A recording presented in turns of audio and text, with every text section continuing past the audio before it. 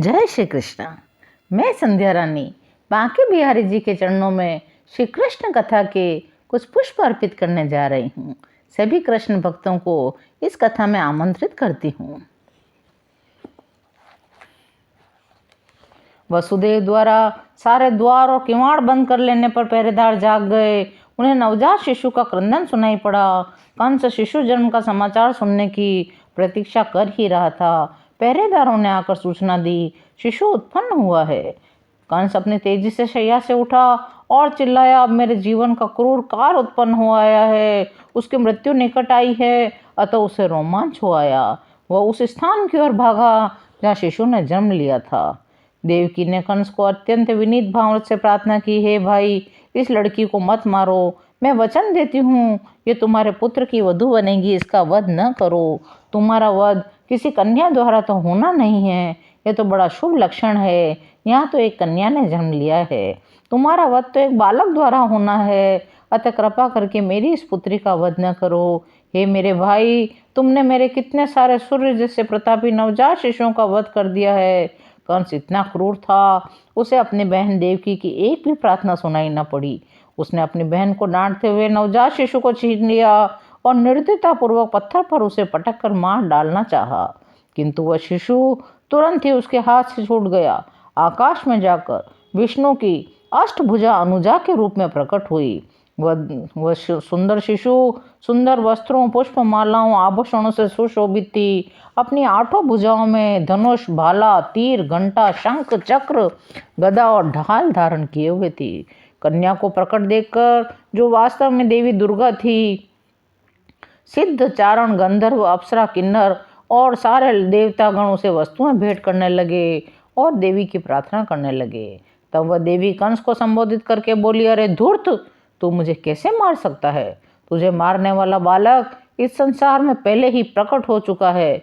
तू अपनी बहन के प्रति इतना क्रूर मत बन। इन शब्दों को सुनकर कंस अत्यंत भयभीत हुआ। सहानुभूति के कारण उसने तुरंत ही वसुदेव और देवकी की हथकड़ियाँ और बेड़ियाँ कटवा दी और बड़ा विनम्र होकर बोला, हे बहन, बहनोई, मैंने अपने भांजों का वध करके असुर की तरह आचरण किया है।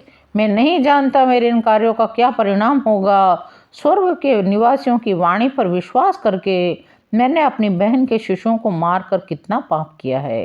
हे वसुदेव, हे देवकी, आप दोनों ही महान हैं। मुझे आप दोनों से कुछ नहीं कहना है, फिर भी मैं प्रार्थना करता हूँ, आप अपने संतानों की मृत्यु के लिए शोक न करें। हे मेरी बहन देवकी, आप इतनी भद्र हैं, दयालु हैं, आप मुझे क्षमा कर दीजिए। आप अपने संतानों के वध से शोक संतप्त न होइए। जब कंस इस प्रकार अपनी बहन और बहनों से बातें कर रहा था तो उसकी आंखों से आंसुओं की धारा बहने लगी। वह उनके चरणों पर गिर पड़ा। जब देवकी ने अपने भाई को इस तरह पश्चाताप करते देखा तो वे शांत हो गई और सारे अत्याचारों को भूल गई। दूसरे दिन कंस ने सारे मंत्रियों को बुलाकर रात में जो कुछ घटा था सब कह सुनाया। कंस के सारे मंत्री असुर थे और देवताओं के परम शत्रु थे। वे अपने स्वामी की रात्रि की घटना को सुनकर उदास हो गए।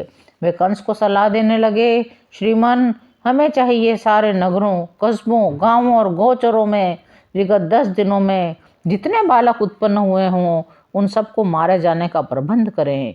यदि हम ये अत्याचार करेंगे तो देवताओं को हमारे विरुद्ध कुछ भी करने का साहस नहीं हो सकेगा।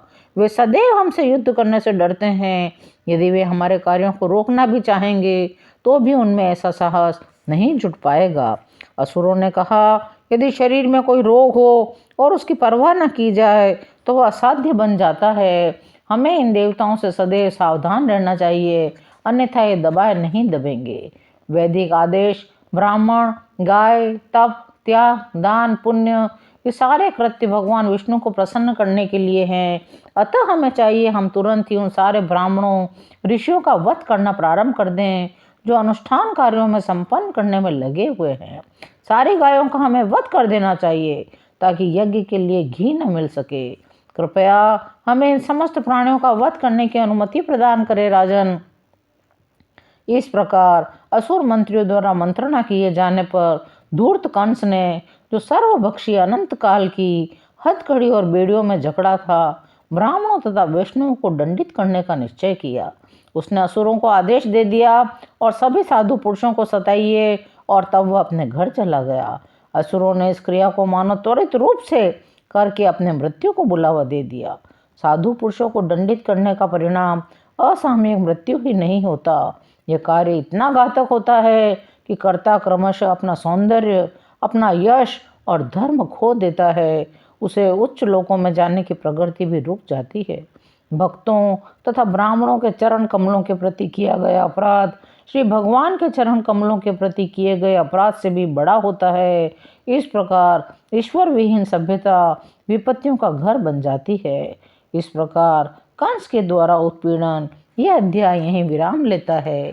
यदि आपको कृष्ण कथा सुनने में आनंद आ रहा हो तो चैनल को लाइक करिए, कमेंट में जय श्री कृष्ण अवश्य लिखिए। जय श्री कृष्ण।